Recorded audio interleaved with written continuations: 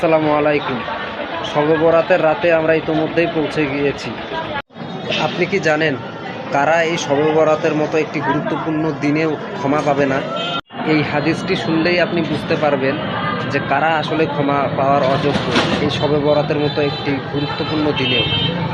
হযরত মুআয ইবনে জাবাল রাদিয়াল্লাহু আনহু বর্ণনা করেন, মহানবী সাল্লাল্লাহু আলাইহি ওয়াসাল্লাম ইরশাদ করেছেন যে অর্ধ শাবানের রাতে অর্থাৎ শবে বরাতে মহান আল্লাহ তাআলা সমস্ত মাখলুকের প্রতি মনোযোগ আরোপ করেন অথবা মনোযোগ দেন এবং মুশরিক ও যারা মনের মধ্যে মুসলিম হয়েও বিদ্বেষ পোষণ করে থাকেন তাদেরকে ব্যতীত মহান আল্লাহ তাআলা সকল মাখলুকাতকে ক্ষমা করে দেন।